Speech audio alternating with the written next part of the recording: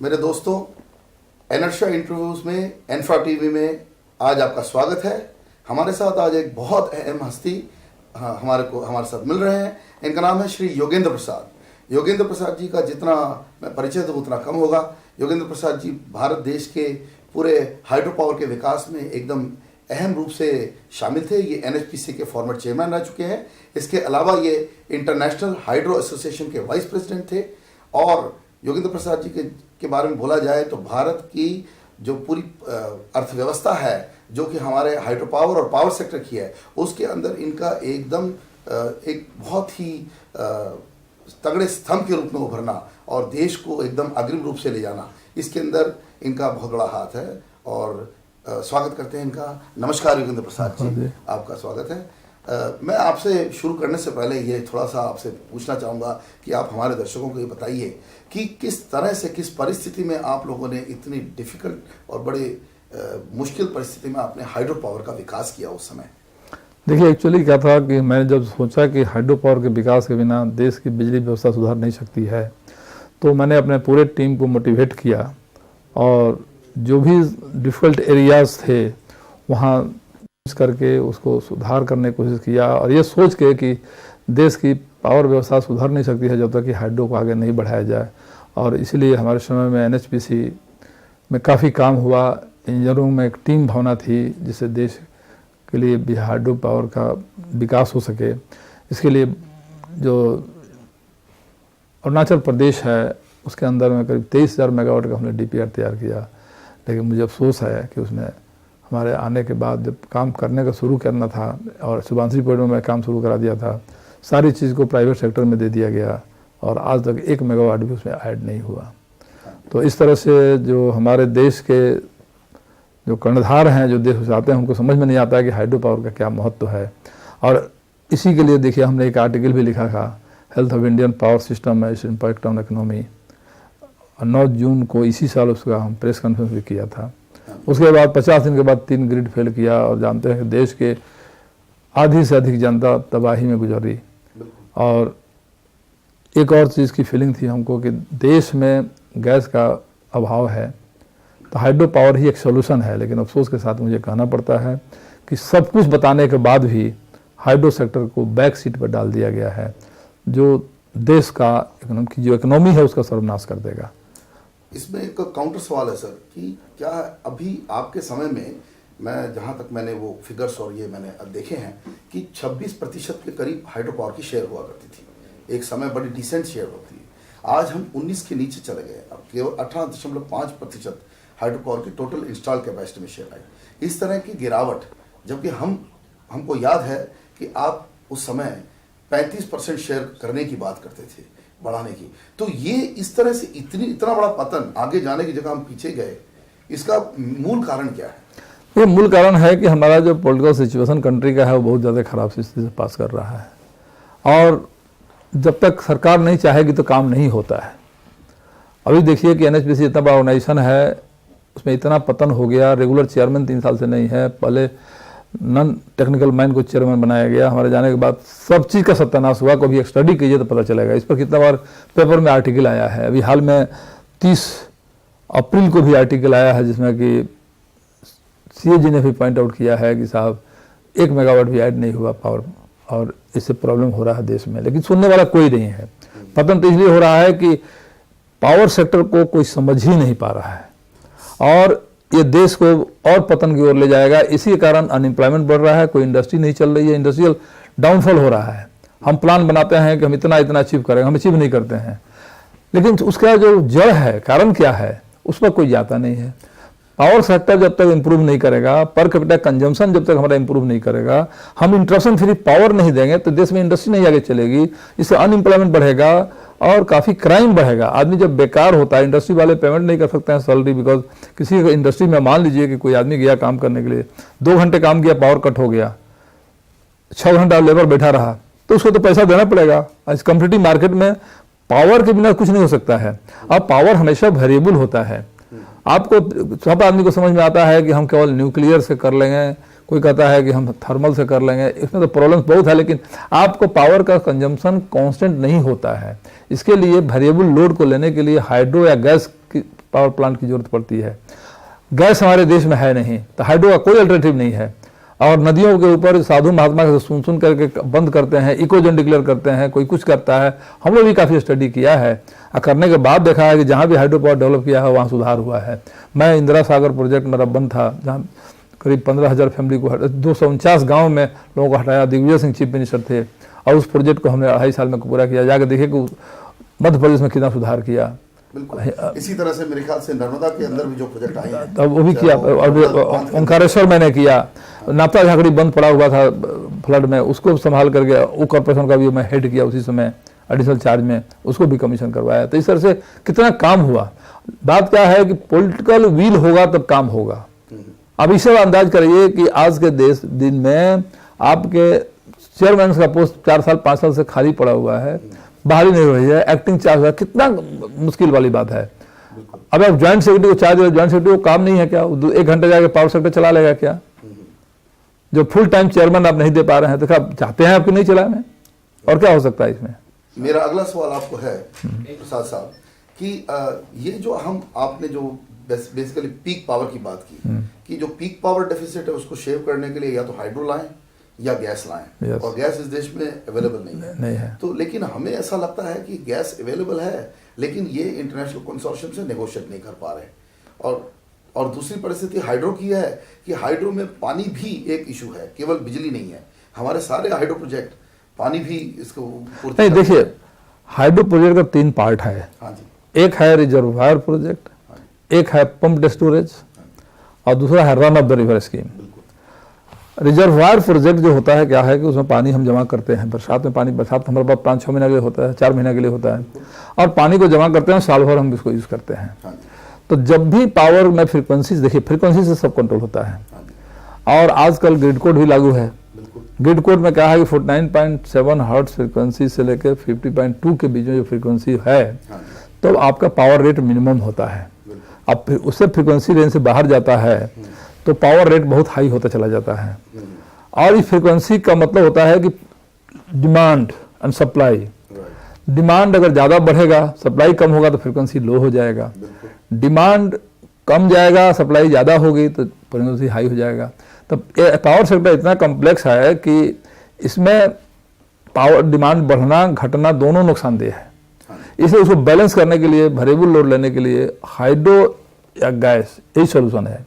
Gas मान लीजिए किसी कारण से हमारे देश में उतना पैदा नहीं होता है और कॉस्टली है, जो थोड़ा बहुत हो भी रहा है, और इसको दूसरे पर्पज में यूज करते हैं। लेकिन हमारे पास भगवान ने नदियाँ बहुत दी हैं, तो हमको चाइना से एग्जाम्पल लेना चाहिए।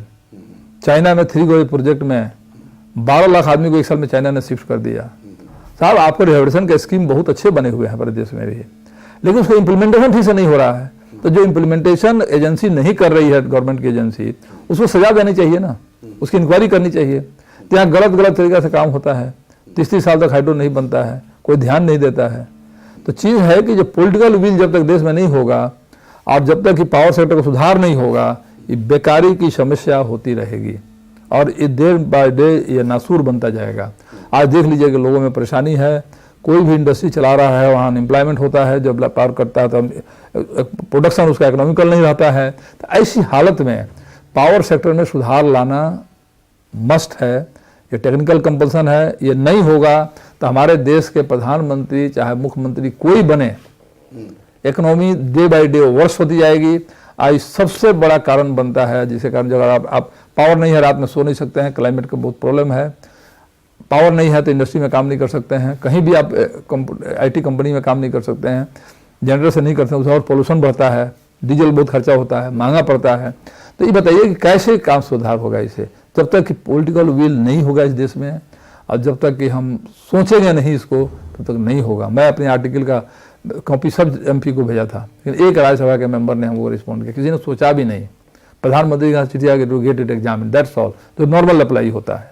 तो इसी हालत से तो भाई सुधार क्या होगा, इसको महत्व को कोई नहीं समझता है। समझ गया। तो इसी बात पे प्रसाद साहब आपसे चर्चा जारी रहेगी, और इसी विषय पे जो कि देश में बिजली जो है, बिजली जो समस्या है वह समस्या नहीं रहे, बिजली ड्राइवर बने इस इकोनॉमी की, हमारे भारत की अर्थव्यवस्था के ड्राइवर बने, इस बात पे हम आपसे चर्चा जारी रखेंगे। और प्रसाद साहब, अब हम जो बात कर रहे थे बेसिकली कि हमारे यहाँ बिजली एकदम ऐसी समस्या नहीं, बट बेसिकली इसको समस्या के रूप में ना देख के इसको मेजर ड्राइवर ऑफ इकोनॉमी मानना चाहिए। अभी एक फिगर आया है कि अब हम करीब 825 यूनिट प्रति पर कैपिटा मतलब हम आज ले पा रहे हैं, जबकि चीन के अंदर देखा जाए तो करीब 2000 के करीब है, और अमेरिका का जितना बोला जाए उतना कम 15,000 करीब मेरे को फिगर मिला हुआ है। तो आपको ये जो पर कैपिटा कंजम्पशन है, इससे इकोनॉमिक ग्रोथ के बारे में आप कैसे रिलेट करते हैं इन दोनों से? देखिए, ये तो वर्ल्ड का स्टैंडर्ड है कि किसी भी कंट्री की संपन्नता जो है वो पर कैपिटा कंजम्पशन से मापी जाती है।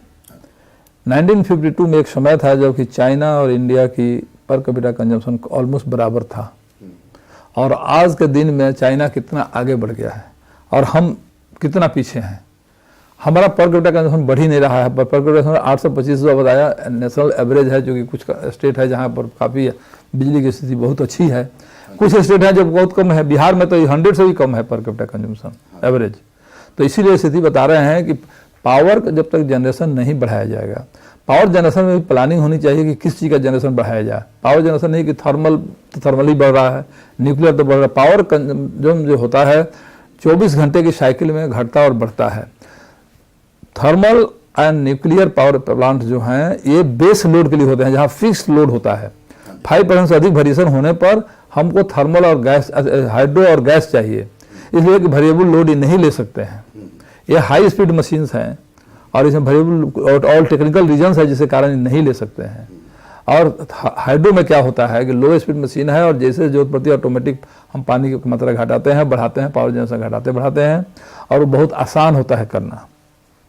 इसलिए वेरिएबल लोड के लिए चाहे वर्ल्ड की कोई कंट्री आप लीजिए, जहाँ भी हाइड्रो पोटेंशियल था वहाँ पर पहले हाइड्रो पोटेंशियल डेवलप किया गया है, उसके बाद उन्होंने गैस को किया, क्योंकि ये बहुत इंपॉर्टेंट चीज़ समझना है। अब देखिए प्रॉब्लम होता है कि जब मान लीजिए फ्रिक्वेंसी डाउन हो रहा है, जनरेशन कम है, तो उसमें रिजर्वायर पॉइंट को हम ऑन करके तुरंत फ्रिक्वेंसी को बैलेंस करते हैं। फ्रिक्वेंसी बैलेंस पर सारी इकोनॉमी है।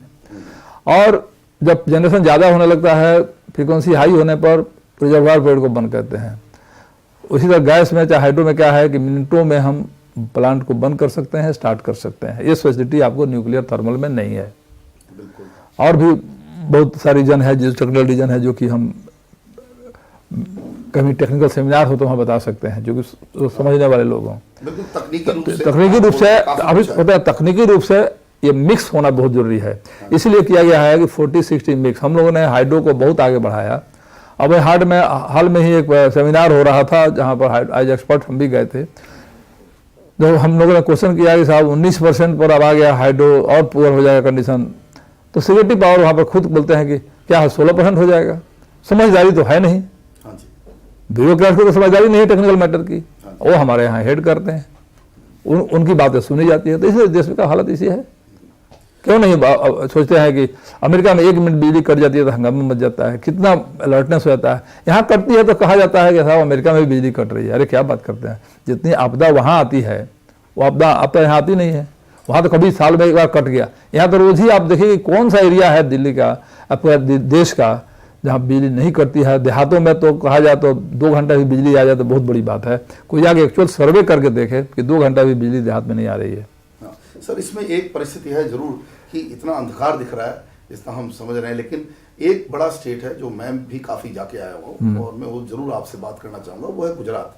देखिए वहाँ पर मैं तो रूरल सेक्टर में, हम कच्छ की तरफ गए थे, तो वहाँ भी 24 घंटे बिजली गांव में मिल रही है। और जबकि वहाँ गांव में ऐसा नहीं कि वो फ्री बिजली मिल रही है, मैंने ये भी देखा कि कुछ पैसे लिए जा रहे हैं। ठीक है, वो आपका एग्रीकल्चरल पंप सेट उसमें थोड़ा उस पर फ्री मिल रहा है, वो खाली 2-3 घंटा मिल रहा है, लेकिन वैसे गांव में 24 घंटे बिजली दे पा रहा है। तो एक स्टेट कैसे कर पाता है? अभी मैं जिस तरह यही परिस्थिति मैंने थोड़ी छत्तीसगढ़ में देखी, पूर्ण रूप से नहीं देखी क्योंकि उनकी TND लॉसेस अभी भी हाई हैं, परंतु वो भी कोशिश कर रहा है। तो अगर ये एक आध राज्य भी कर पा रहे हैं तो बाकी भी राज्य इसको कोशिश क्यों नहीं कर सकते? नहीं, करने के लिए बाकी राज्य बोल रहे हैं कि हम कर देंगे, केवल बोल रहे हैं, बोलने से नहीं होगा। गुजरात ने करके दिखाया है। गुजरात का फिगर हम भी देखे हैं, गुजरात में हम भी जाकर देखे हैं, दुनिया देखी है। वहाँ चीफ मिनिस्टर अपना एक्शन लेते हैं, उसके अनुसार काम होता है। वहाँ डिसीजन पेंडिंग नहीं होता है, जो बोलते हैं सो काम होता है। बाकी राज्यों में नहीं हो रहा है, इसलिए काम आगे नहीं बढ़ता है। तो आपका ये कहना अभी वो सी बात पे आ गया कि पॉलिटिकल विल थोड़ी कम थी। पॉलिटिकल विल की बड़ी जरूरत है। पॉलिटिकल विल नहीं होने से डेवलपमेंट नहीं हो सकता है। हाँ जी। जो काम नहीं करे उसको निकालो, बाहर करो। यहाँ है चापलूसों का राज हो गया, जो अच्छे बात करते रहते हैं, अच्छी बात जो पॉलिटिकल विंग में जो पसंद आता है वो बोलिए तो उसको सब लोग लाइक करता है, अगर सही बात सच बात बोल दीजिए तो कोई लाइक नहीं करता है। तो हम सेल्फ क्रिटिसिज्म या कंस्ट्रक्टिव क्रिटिसिज्म को एक्सेप्ट नहीं कर रहे हाँ, वही कर रहे ऐसा हैं। समाज बन रहा है। यस, समाज बन रहा है कि जो अगर जो आपका पॉलिटिकल बॉस चाहता है उसके हाँ में हाँ मिलाइए तो सब कुछ अब ठीक है, नहीं मिलाइए आप कोई काम के नहीं है। राइट। तो ये जो परिस्थिति है ये उत्पन्न हुई है और इसको ही बदलना, आपको ये वैचारिक रूप से इस चीज को बदलना बहुत जरूरी है आपकी नजर में। बहुत जरूरी है। नहीं बदलने से मैं नहीं बताता हूँ कि देश में कोई भी समय नहीं है, क्योंकि लोग बेकार होते चले जा रहे हैं, पावर का कट हो ही रहा है, तकलीफ हो रहा है, डेवलपमेंट नहीं हो रहा है और हमारे नौजवान बेकार होते जा रहे हैं। फाइनली वो क्या है, क्राइम में करने के विवश हो रहे हैं। जहाँ कहा जाता है कि भूखा कौन सा पाप नहीं कर सकता, भूखम किम न क्रोधी पापम, वही बात हो गई है। तो हम कितना, जो क्राइम को रोकने के लिए हम कितना पुलिस फोर्स पैदा करेंगे, पूरा पॉपुलेशन का आधा भी कर देंगे तो क्राइम नहीं रुकेगा, क्योंकि बेकारी समस्या बढ़ रही है। इसलिए मैं चाहूंगा कि एक अवेयरनेस बढ़े और पॉलिटिकल बॉसेस इस बात को सबसे अधिक इंपॉर्टेंस दें। हमारे देश में सबसे इंपॉर्टेंट कौन क्या होता है, मंत्रालय बढ़ा, होम मिनिस्ट्री, पावर मिनिस्ट्री के लिए कोई चिंता नहीं किसी को। कभी किसी को ड्यूअल चार्ज मिलता है, कभी मिनिस्टर ऑफ स्टेट इसको हेड करते हैं। This is the situation in this country.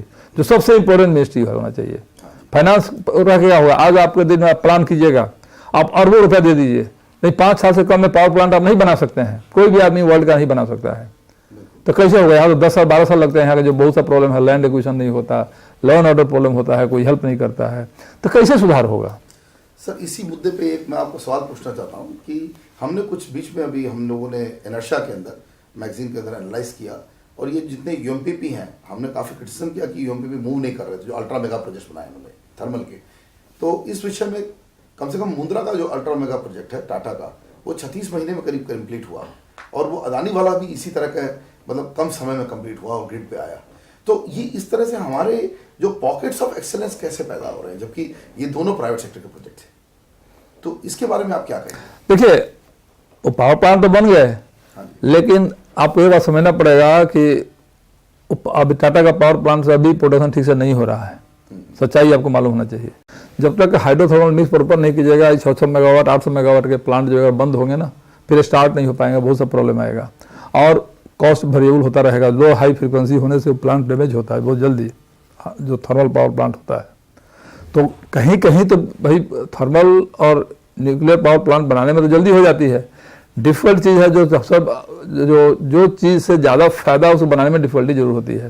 लेकिन हाइड्रो के अलावा कोई रास्ता उसका नहीं है। जब तक हाइड्रो मिक्स ठीक नहीं करेंगे तो प्लांट ठीक से चलेगा ही नहीं चलेगा। मतलब थर्मल को भी नुकसान होगा इससे। काफ़ी नुकसान होता है ना। हाई देखिए, frequency related to the speed of the machine, correct, and frequency up down होने से मशीन का स्पीड बदलता है, उसमें काफ़ी डैमेजेस होते हैं। और मशीन जो डिजाइंड है पावर प्लांट के अंदर, वो आपको सिंक्रोनस पावर स्पीड के लिए है, सिंक्रोनस स्पीड के लिए डिजाइन है। मतलब कि मशीन की डिमांड ऐसी होनी चाहिए, जो जनरेशन हो डिमांड में चला जाना चाहिए, फ्रीक्वेंसी वेरी ना करे, उसे लोड वेरी नहीं करे। सिंक्रोनस स्पीड मशीन में जो स्पीड है वो कांस्टेंट होना चाहिए। तो आप कह रहे हैं कि जो बैलेंस है जो 60-40 का पहले किया गया था, उसी की ओर फिर से हमें अग्रसर होना पड़ेगा। वो होना पड़ेगा, उपाय नहीं है दूसरा उसका। आज करें या ना करें, हमारी इकोनॉमी सुधार नहीं जाएगी। पॉपुलेशन बढ़ रहा है, बेकारी बढ़ रही है, कल होगा सिविल वार भी हो सकता है अगर पावर प्लांट को सुधार नहीं किया जाए तो। अब पावर की सप्लाई 24 घंटा नहीं देने से कोई सोल्यूशन नहीं है। इससे बड़ा महत्वपूर्ण मुद्दा हमारे देश में कुछ भी नहीं है।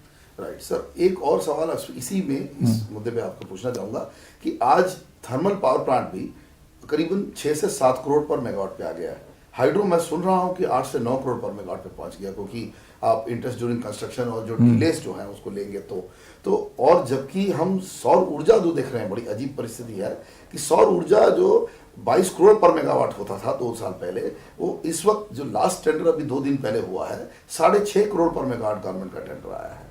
तो ये जो सौर ऊर्जा का जो प्रक्रिया है, भले ही वो 6-6.5 घंटे अवेलेबल है, ये थोड़ा सा बेस लोड की परिस्थिति में ही जा रहा है, लेकिन इससे थोड़ी इंप्रूवमेंट तो हो रही है। नहीं, इंप्रूवमेंट तो होगा। देखिए, सौर ऊर्जा भी बढ़ना चाहिए। सौर ऊर्जा को हम ऑलवेज सपोर्ट करते हैं, सौर ऊर्जा बढ़ना चाहिए। लेकिन सबसे बड़ी बात है कि कंटिन्यूअस सोर्स तो है नहीं। आप अगर बैटरी बॉन्ड लगा कर रात में चलाने की कोशिश करते हैं, फिर सीजन की बात है जब पानी बरसता है, बादल आ जाता है, नहीं होता है, तो सवाल है कि सारे मिक्स रखना पड़ेगा। सौर ऊर्जा भी एक अल्टरनेटिव है जिसका कॉस्ट भी काफ़ी अब कमा है, लेकिन वो परमानेंट अल्टरनेटिव नहीं है, बाकी सपोर्ट है वो खैर। परमानेंट अल्टरनेटिव है कि हाइड्रो को पूरा डेवलप कर दीजिए, अपने देश में 5 लाख मेगावाट से अधिक हाइड्रो प्लांट बन सकता है, जिससे पता नहीं कितना पैसा ऑयल बचेगा, ऑयल का खर्चा कम होगा, तो फॉरेन एक्सचेंज कम होगा। इस पर पूरा आर्टिकल मैंने दिया है पहले चेयरमैन जब NHPC था, मैंने गवर्नमेंट को सारी चीज़ें दी हैं। और रिमोट एरिया के में हाइड्रो प्लांट रहता है तो वहाँ रिमोट एरिया का डेवलपमेंट भी हो जाता है, और रिमोट एरिया का डेवलपमेंट में जो रोड और इंफ्रास्ट्रक्चर में खर्चा होता है उसको आप रूरल डेवलपमेंट के फंड में खर्च कीजिए, तो हाइड्रो का खर्चा ऐसे ही कम हो जाएगा, 6 करोड़ मेगावाट हो जाएगा। क्योंकि रोड तो भाई तो आपको देना ही है, अब देहात एरिया में वाटर सप्लाई देना है सबको, तो वो सब जो का बजट है वो खर्च कर दीजिए उस डेवलपमेंट में, उससे हाइड्रो का काम चल जाएगा। तो हाइड्रो प्लांट में तो खर्चा नहीं होता है 5-6 करोड़ से ज़्यादा, लेकिन इंफ्रास्ट्रक्चर साइड का डेवलपमेंट जो होता है, जाने के लिए ब्रिजेज बनाना है, रोड बनाना है, सरकार को बनाना ही है इसे। ये तो डेवलपमेंट प्लान के डेवलप प्लान हो, उससे रोड डेवलपमेंट प्लान के अंदर खर्चा हो। तो आप एक बहुत मूल बात बोल रहे हैं कि हाइड्रो पावर के अंदर इतना खर्चा नहीं हो रहा है कि हाइड्रो के पूरे डेवलपमेंट में चूंकि एरिया का डेवलप करते हैं सारा खर्चा, इंक्लूडिंग जो इरिगेशन सारा चीज सारे खर्चा उसको लोड कर देते हैं। तो मल्टीपर्पस उसका। अच्छा, दूसरा क्या है कि हाइड्रो पावर प्रोजेक्ट बनने के बाद डे बाई डे सस्ता होता है, इन्फ्लेशन उसको होता नहीं है, बाकी में तो बढ़ता चला जा रहा है, कोयले का दाम बढ़ा, तेल का दाम बढ़ा, एक तो फ्यूल का इन्फ्लेशन तो है ही, तो इसलिए इस बात को अच्छा हमारे देश में भगवान ने जब इतना ज्यादा दिया है सुविधा, तो उसको हम डेवलप क्यों नहीं करते हैं? डेवलप नहीं करेंगे नहीं सुधार होगा। बराबर सर, एक और कहा जाता है और बड़ा अच्छा इसका फिगर है कि हमारे देश में पूरी विश्व के अंदर 18% आबादी है विश्व की, लेकिन हमारे पास पानी के जो स्रोत हैं वो केवल 4% है। ऐसी जो विडंबना है हमारे सामने, इसको भी आप रख के कैसे आप हाइड्रो पावर को देखिए, उस तरह से बता रहा हूँ। तो रिजर्वायर प्रोजेक्ट हम आपसे बात किया, जो रिजर्वायर में पानी रखेंगे और जब पावर जनरेशन के बाद पानी रिलीज करते हैं तो नेचुरली जो पानी हम जैसे मान लीजिए बरसात में जितना पानी है इकट्ठा कर लेते हैं रिजर्वायर के अंदर, तो पानी तो आपको हमेशा अवेलेबल रहा। पावर जनरेशन में कोई पानी खर्चा नहीं होता है, केवल हायर रिज से नीचे रिज में लेकर के टरबाइन चला के पावर पैदा कर लेते हैं, उसी पानी वो पानी साल भर जमा रखते हैं, तो उससे पानी की समस्या भी समाधान हो जाएगी। तो बड़ा बड़ा रिजर्वायर बना के उसमें पानी जमा कर लीजिए, जो आप हार्वेस्टिंग के लिए थोड़ा बड़ा जब जमा कर दूसरे काम नहीं चलेगा। अच्छा, टनल के अंदर भाई पानी जब छोड़ते हैं तो सालों जहाँ भी हम लोग प्रोजेक्ट बनाए हैं टनल के अंदर पानी छोड़ते हैं तो उस एरिया का भी जो ड्राइनेस है खत्म हो जाता है, पानी का लेवल उठ जाता है और पानी हम स्टोर कर पाते हैं। तो इसमें आपने इस सेगमेंट में बताया, दर्शकों को बोलना चाहूँगा कि प्रसाद साहब ने इस सेगमेंट में बताया कि कितना ज़रूरी है हाइड्रो पावर डेवलपमेंट। इसी बात को लेकर हम आगे की चर्चा करेंगे। प्रसाद साहब, हमने ये बात सौर ऊर्जा की अभी करी, इसको कंटिन्यू करते हुए कि हम जो ये एक integrated development plan of renewable energy, देखिए सौर ऊर्जा रिन्यूएबल है, विंड भी रिन्यूएबल है और एवं हाइड्रो तो सबसे बड़ा रिन्यूएबल है जिसको अभी भी रिकग्निशन नहीं दी गई है। मैं देख रहा हूँ कि सरकार के गैजेट के अंदर केवल जो स्मॉल हाइड्रो है उसी को रिन्यूएबल कहा जा रहा है, क्योंकि बड़ा अजीब परिस्थिति है। पूरा का पूरा हाइड्रो रिन्यूएबल है, 25 मेगावाट हो या 1000 मेगावाट हो या 50,000 मेगावाट हो, हाइड्रो तो पूरा रिन्यूएबल होना चाहिए। इसके बारे में आप क्या कहेंगे? बिल्कुल रिन्यूएबल होना चाहिए। इस पर तो काफ़ी ज़्यादा आर्टिकल लिखा गया, लेक्चर दिया गया, सेमिनार किया गया और हाइड्रो पावर को इम्पोर्टेंस देने के लिए जब 50,000 मेगावाट हाइड्रो प्लान लॉन्च किया आदरणीय श्री वाजपेयी जी जब प्राइम मिनिस्टर थे 2003 में, लेकिन अफसोस की बात है कि उसके बाद भी 1 मेगावाट तो ऐड नहीं हुआ उस 50,000 मेगावाट में से। प्लान तो प्राइम मिनिस्टर कोई भी प्राइम मिनिस्टर होता है कंट्री करता है, कागजी प्लान रह गया, सोचा ही नहीं। इसलिए क्या बात का है कि सोचने की किसी को जरूरतें नहीं मालूम पड़ रही है। अजीब लगता है कि हम लोग टेक्निकली बैंकरप्ट हो गए हैं। इवन सेंट्रल यूनिवर्सिटी अथॉरिटी बनी हुई है, देश की बड़ी संस्था है, मेरे उनके कोई अफसरों से बात होती है, वो भी कहता है कि साहब कौन गले में घंटी बांधेगा, कौन सरकार से झगड़ा करेगा, तो कोई आदमी बोलना ही नहीं चाहता है इस बात को, सच्चाई को। सर कोई ये गैग ऑर्डर है कि डेवलपमेंट के खिलाफ बोलेंगे नहीं, गैग ऑर्डर है, तब वही है, गैग ऑर्डर हो गया है, तब वही हो रहा है। हम कहते हैं हमारे यहाँ तेल की कमी, कोई एक बार भी सेमिनार होता है, कोई बात अगर बात होती है तो कोई सुनता है सब लोग कि भाई मंत्री क्या कह रहा है, प्राइम मिनिस्टर क्या कह रहा है, उसकी बात तो सुन ली जाती, लेकिन इंप्लीमेंट नहीं हुआ, फिर कोई एक्शन नहीं हुआ। आज तक बहुत लोग कहता है करप्शन हो गया, अरे कामवा नहीं हुआ तो उस पर क्या तो सजा देते हो किसी को, कोई सजा होती है किसी को? जो आदमी काम नहीं करता है वही सरकार में तरक्की पाता है, जो निकम्मे है वो चाहते हैं उनके। सर एक इनका क्लेम एक आया है जो हमने भी थोड़ा सा अलग ढंग से देखा, लेकिन एक क्लेम किया जाता है कि पिछले प्लान में करीब 55 गीगावाट ऐड हुआ, जबकि क्रिटिसिज्म हम लोगों का ये है, जो आपसे पूछना चाहूंगा आपका व्यू, कि हम ये स्पिल ओवर को लेके हम डेवलप हुए, ये तो इस प्लान का डेवलपमेंट नहीं था। देखिए साहब, आपकी क्या व्यूज है इसके? मैं आपको ये सब बोलूँ तो बहुत ही खराब लोगों को लगेगा। फर्स्ट 5 ईयर प्लान से ही आप देख लीजिए, एक्सेप्ट 7 5 ईयर प्लान में भी क्या हुआ कि पीछे का जो बैकलॉग प्रोजेक्ट था कुछ बन गया, कभी 50% टारगेट भी अचीव नहीं किया गया। और टारगेट बनता है कि आज 1 लाख मेगावाट, सेमिनार में 3 महीने के बाद उसका रिवाइज टारगेट होता है, फिर उसका रिवाइज टारगेट होता है। यही तो मैं बार बार कह रहा हूं कि आज तक कभी भी किसी प्लान में 7 प्लान छोड़कर 50% भी अचीव नहीं किया गया, मतलब कहने का, और इसके लिए किसी को सजा नहीं होती है।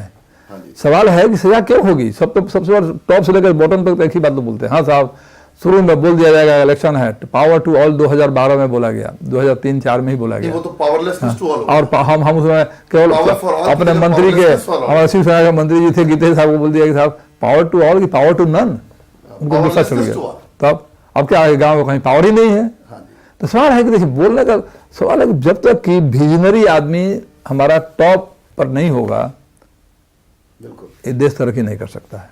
विजनरी होना चाहिए। हाँ जी, कोई कहेगा इकोनॉमिस्ट है, कोई कहेगा साइंटिस्ट है, कोई कहेगा बड़ा इंजीनियर है। भाई आप हो क्या, जो चीज आज होना चाहिए वो अब 20 साल बाद आप सोचते हो।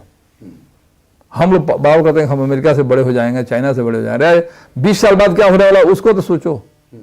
तो आप सोच रहे हैं, आप कह रहे हैं कि हमारी जो प्लानिंग की प्रक्रिया है वो केवल शॉर्ट टर्म हो गई है। बिल्कुल शॉर्ट टर्म हो गई है, और प्लानिंग में कोई चीज अचीव नहीं होता तो बड़े सरकार भी खुश हो जाती है, पैसा बच गया। मतलब हमारे बच्चे भी अगर रिपोर्ट कार्ड लाएं, हम चाहते हो 90% स्कोर करें, हाँ। पर सरकार की रिपोर्ट कार्ड 50% भी नहीं है। कुछ भी नहीं है 50% का, तो बहुत बड़ा बात कह दी आपने। सरकार में आज तक काम नहीं करने से किसी को सजा हुई है? सारे स्कैम जो खुल रहे हैं आज, करप्शन हो रहा है। नहीं काम करने से कितना बड़ा करप्शन है? बिल्कुल, वो तो देश के खिलाफ गद्दारी है अभी। तब तो गद्दारी हो रही है देश के खिलाफ, उसके लिए कोई सोच नहीं रहा है, हाँ जी, तो जिसके कारण सारी तकलीफें हैं आज।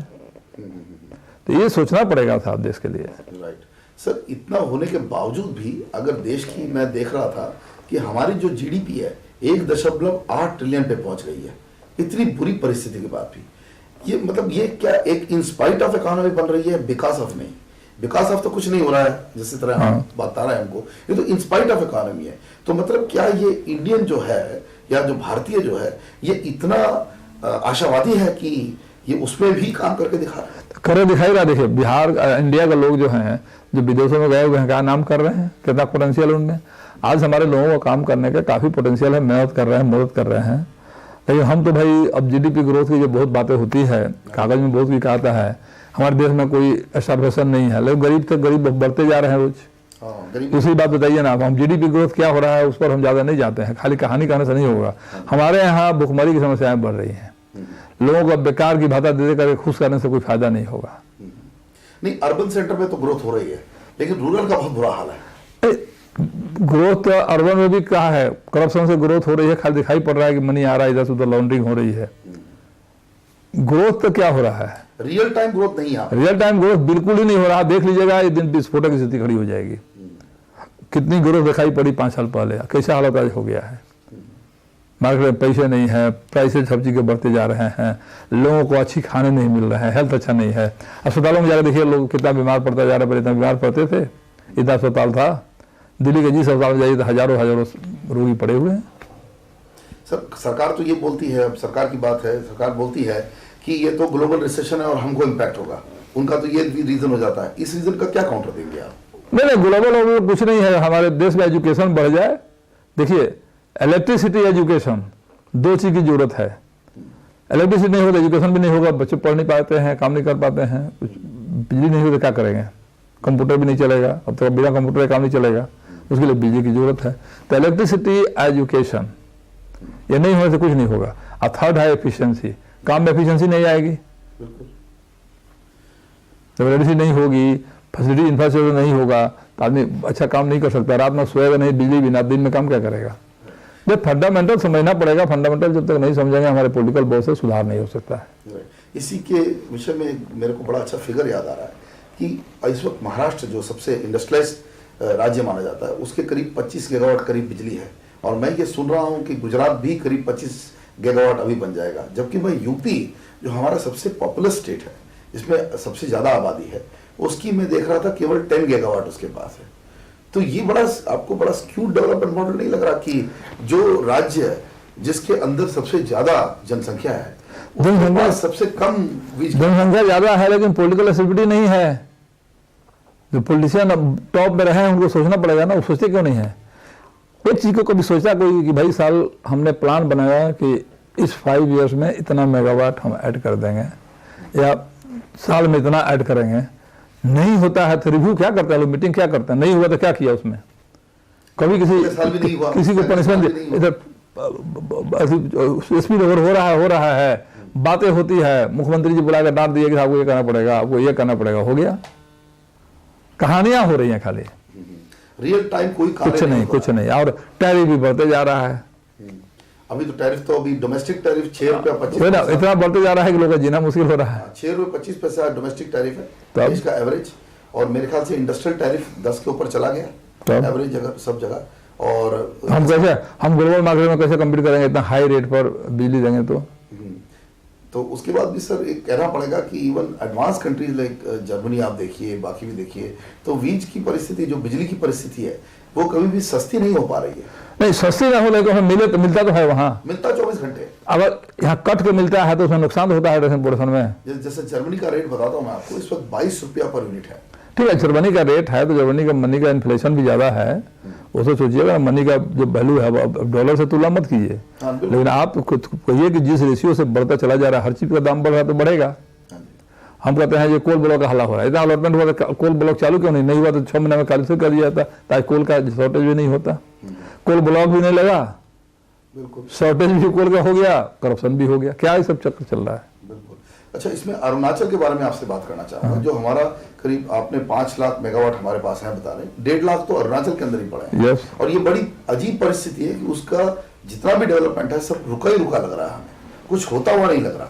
वहाँ क्या होगा? वहाँ मैं काम कराया हूँ, कहा था कि NHPC की तरफ से मैं 23,000 मेगावाट का सर्वे करवा करके DPR तैयार किया, और उसके कारण कोई लाइक उसको नहीं किया, सब प्राइवेट सेक्टर दिया। प्राइवेट सेक्टर से भी नहीं बन सकता है हाइड्रो, इतना आसान नहीं है, उसमें इतना इंफ्रास्ट्रक्चर की तैयारी करनी पड़ती है, इतना कोऑर्डिनेशन करना पड़ता है कि पॉसिबल नहीं होता है। सरकार की मदद चाहिए ही चाहिए।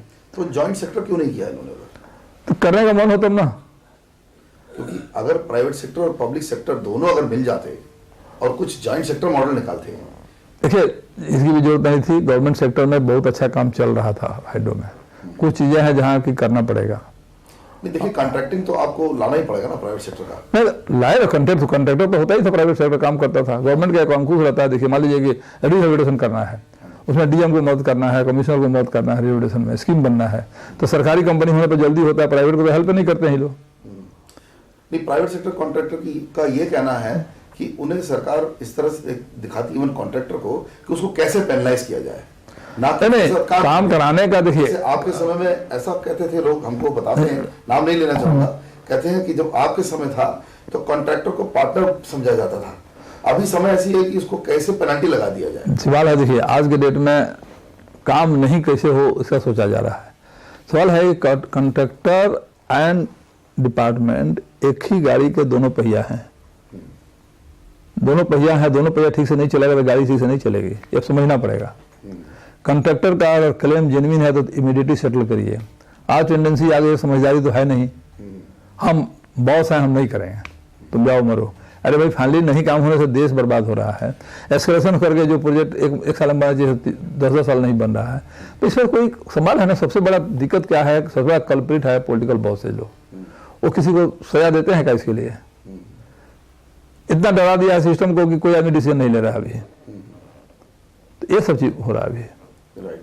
अभी ये हमारी जो सर सार्क के अंदर मैं इस बात को पूछना चाहूंगा, जैसे अभी देश की इंटरनल बात तो हो गई हाइड्रो में, सार्क की जो बात है, जो भूटान के साथ हमारा अच्छा कोऑपरेशन चला, इसके बारे में आपको क्या लगता है? वो तो थोड़ा सक्सेसफुल हुआ है मिनी रूप से, तो क्या यही एक चिराग है अंधेरे के अंदर? देखिए, कहने के लिए तो चिराग है, क्या है, अपना देश पहले सुधार करे। इस सार्क को जो बातें करता रहे कि सार्क के अंदर बातें कर लेते हैं, एक बार मीटिंग कर लेते हैं 3 महीने 6 महीने में, उससे कोई ज़्यादा सुधार नहीं होना है। पहले हमारे देश के जो पॉलिटिकल बॉसेज हैं अपने देश को भी सुधार करें, तो सार्क बनाना चाहे और भी जो बनाना है बनाते रहें। वो तब आपको एक दूसरे जगह से क्राइम रोकने के लिए और कोऑर्डिनेशन के लिए जरूरत है कि लड़ाई ना हो, झगड़ा ना हो।